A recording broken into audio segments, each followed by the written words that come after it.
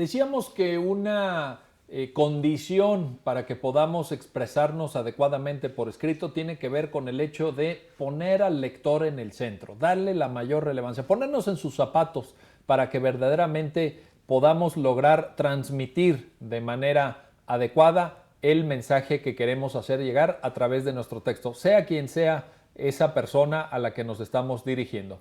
Y para poder lograr este objetivo, creo que hay algunas preguntas que tenemos que hacernos, creo que hay algunas cuestiones que conviene plantear y que cada quien, cada escritor deberá dar respuesta a esas preguntas de la manera que estime más adecuada.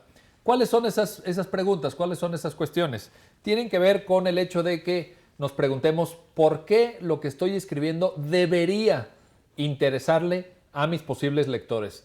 ¿Qué problema estoy atendiendo? ¿Qué necesidad estoy poniendo de manifiesto? ¿Qué preocupación de los posibles lectores estoy añadiendo o aportando para poder resolverla?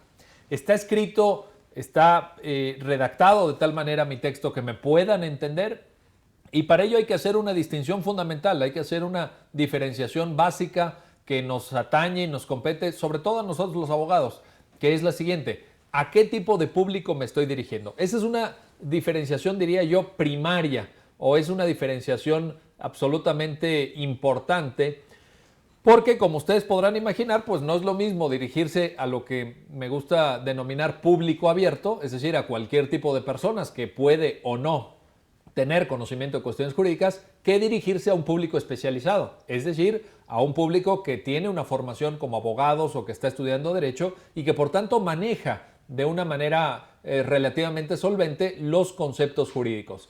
Por ejemplo, es muy distinta la manera en que se redacta un artículo que va a aparecer en el periódico. Yo, como ustedes saben, pues llevo muchos años escribiendo en periódicos, llevo más de 20 años haciendo artículos de opinión y desde hace unos cuantos años en el Universal quincenalmente, y cuando tengo que redactar mis artículos de periódico, pues me propongo un tipo de texto diferente a cuando estoy redactando una demanda, cuando estoy haciendo un escrito que sé que va a llegar a un público más especializado, a un público pues verdaderamente jurídico.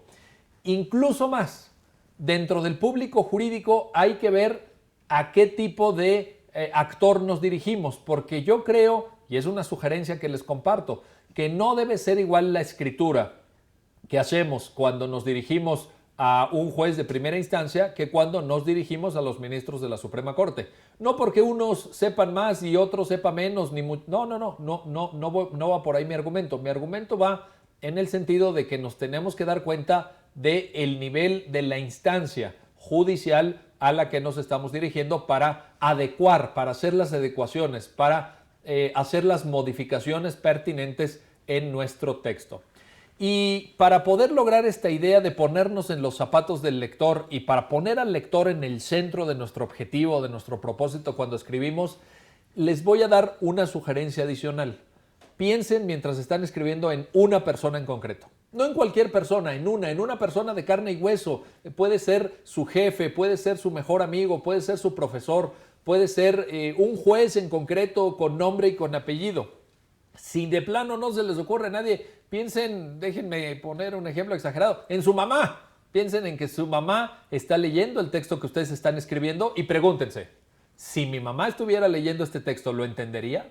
¿Sería claro el desarrollo del texto? ¿Sería accesible para ella? Y esta es una prueba básica, es una prueba fundamental verdaderamente para poder lograr el primer objetivo de la claridad en la exposición de nuestros textos. Un tema complementario, adicional, que vale la pena mencionar para elevar nuestra calidad expositiva por escrito, tiene que ver con la calidad de nuestras fuentes. Es decir, ¿de dónde sacamos la información que nutre nuestros textos? ¿Cuáles son las fuentes a las que acudimos? Y este tema a lo mejor siempre ha sido muy importante, pero a lo mejor en el momento en el que estamos viviendo, en pleno siglo XXI, se ha vuelto todavía más relevante, toda vez que con pues la masificación de Internet, con la multiplicación de las páginas web, pues ahora sí no tenemos asegurada la calidad de las fuentes que pueden nutrir la redacción de los textos que estamos preparando. Hay muchas páginas web que ayudan, por ejemplo, a los alumnos a hacer las tareas que les encargan sus profesores, pero normalmente esas páginas web están nutridas por textos de otros alumnos. ¿Será que su contenido es confiable? ¿Será que verdaderamente podamos estar tranquilos cuando tomamos información de esas páginas web, cuando esas son las fuentes que nutren nuestros escritos? Déjenme por lo menos compartir con ustedes la duda. No quiero decir si son buenas o si son malas esas páginas y no quiero ni siquiera poner un ejemplo concreto, pero quiero compartir la duda de si todo lo que ahí hay, de si todo lo que pueden encontrar en internet es de calidad suficiente para fundamentar un escrito de alguien que se supone es un profesional del derecho, que se supone que es un abogado y que tiene que estar a la altura siempre en todos los textos que escriba, que verdaderamente a la altura de una calidad profesional que se nos exige a todas y todos nosotros. Otra cuestión que me permito compartir con ustedes tiene que ver con la presentación de los textos. No me refiero ahora al contenido de los textos, sino a cuestiones de orden formal que sin duda alguna ayudan a una mejor comprensión de los textos y ayudan a que el lector nos siga con mayor facilidad. ¿A qué me refiero con cuestiones de presentación? Quiero hablar de cuestiones como el tamaño de la letra, la separación entre los renglones, los márgenes, el tipo de letra utilizado, incluso la calidad del papel con el que nos presentamos frente a los demás en nuestros escritos. Todo eso también habla de nosotros y del tipo de escritores que somos.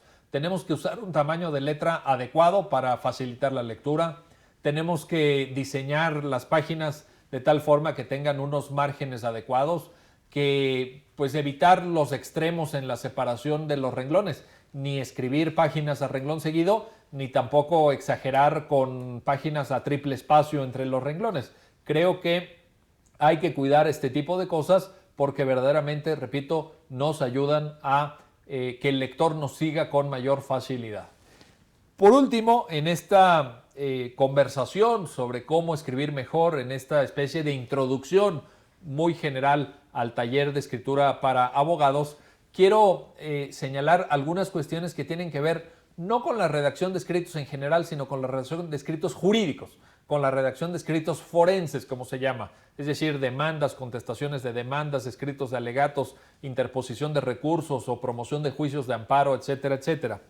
Y quiero en este sentido compartir con ustedes 5 sugerencias prácticas, 5 sugerencias concretas que creo que les pueden servir para tener una mayor calidad en sus escritos judiciales. Son las siguientes. Primero, centrar inmediatamente, lo antes posible, el tema de la controversia. Es decir, de qué trata exactamente el caso o cuál es el objetivo que me estoy proponiendo con este escrito. Ojalá lo puedan hacer incluso desde la primera página. No demoren en llegar exactamente a centrar la cuestión esencial del caso o la cuestión esencial de su escrito.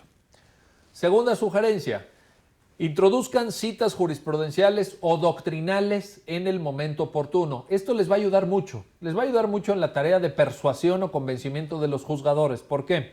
Porque los juzgadores normalmente, habrá sus excepciones desde luego, pero normalmente los juzgadores se sienten más cómodos cuando les damos los elementos para que resuelvan un determinado caso de acuerdo a lo que ya se ha decidido en casos anteriores. Esa es la gran virtud y la gran fortaleza de la jurisprudencia. Lo que estamos haciendo es agregarle al juez, digamos, los precedentes, los casos que pudieran guiarlo de otros tribunales, de otras jurisdicciones para llegar a una solución justa. Y en el mismo sentido, pueden también añadir citas doctrinales. Los grandes teóricos del derecho en las obras más reconocidas, las obras de mayor calidad, han dicho cosas que también le pueden servir al juzgador al momento de tomar una decisión. Y eso es positivo, eso es benéfico toda vez que el juzgador siente que no está decidiendo con base en ocurrencias de ustedes, en lo que ustedes han pensado sobre el caso, sino que ustedes están apoyando sus puntos de vista en lo que han expresado eminentes doctrinarios del derecho.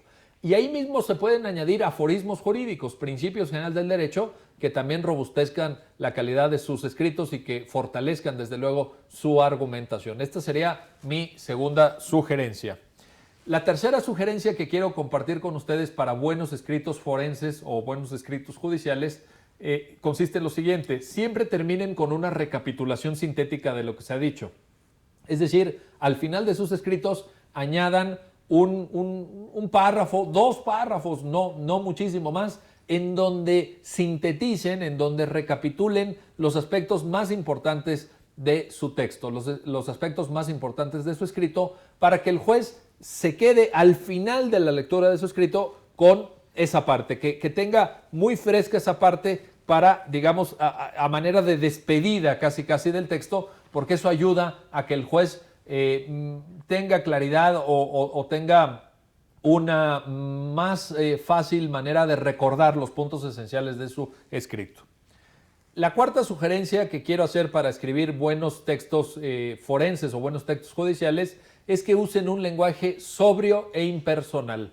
Hay que procurar ahorrarse los adjetivos, hay que procurar ser parcos en los calificativos, irnos a la médula verdaderamente, irnos digámoslo así, a la carnita de los asuntos del tema y nunca personalizar nuestra argumentación. Creo que eso habla de falta de profesionalismo, creo que eso habla de un exceso de emotividad en nuestro trabajo como abogados. Nunca personalicemos la argumentación. Si vamos a criticar un argumento, por ejemplo, no nos refiramos a las deficiencias de conocimiento que tenga quien profiere el argumento. No digamos el abogado, la contraparte, ignora o es un ignorante o el juez no hizo bien su trabajo por esto. No, más bien refirámonos al argumento. El argumento es débil por las siguientes razones. El argumento no está bien sustentado por las siguientes causas, etcétera, etcétera. Pero siempre, esta es mi cuarta sugerencia, mantengamos un lenguaje sobrio e impersonal en nuestros escritos judiciales. Mi quinta sugerencia es que no olvidemos nunca, cuando estamos escribiendo, cuando estamos preparando un texto por escrito, el objetivo que perseguimos. ¿Qué es lo que queremos lograr con ese texto? Y normalmente los abogados escribimos con un solo objetivo. Hay una cosa que queremos lograr casi siempre en escritos judiciales, y esa cosa es convencer. Queremos persuadir a nuestros lectores de que nos asiste la razón, de que la razón está de nuestro lado. Pues bien, no perdamos de vista ese objetivo cuando estamos escribiendo.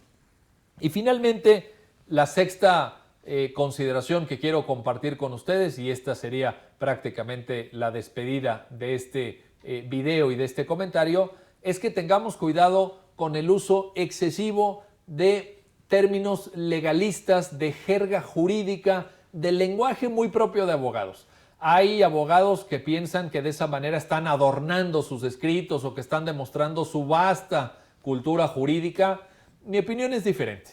Mi opinión es que tenemos que hacer un esfuerzo sin evitar los tecnicismos, que desde luego son indispensables para construir buenos argumentos, pero tenemos que hacer un esfuerzo por escribir en un lenguaje accesible, en un lenguaje que cualquiera pueda entender, en un lenguaje claro, en un lenguaje que sirva para transmitir adecuadamente los mensajes que queremos que lleguen a nuestros lectores. En ese sentido, mi sexta y última sugerencia es: eviten el uso excesivo de legalismos, de jerga jurídica, de lenguaje excesivamente técnico jurídico, porque de esa manera no lograrán hacerse entender por sus lectores, sino más bien lo contrario. Quiero agradecerles su atención a esta cápsula del taller de escritura para abogados y reiterarles la idea de que para todo abogado es indispensable escribir bien. No concibo yo, y es posible que no pueda darse en la práctica, a un abogado de excelencia, a un abogado verdaderamente exitoso, a un profesional del derecho que no tenga una buena capacidad para expresarse por escrito. Es algo en lo que todos podemos mejorar y es algo que todos podemos aprender, porque no se trata de un arte o de una iluminación o de una inspiración. Escribir bien es un hábito. Desarrollen ese hábito. Gracias por su atención.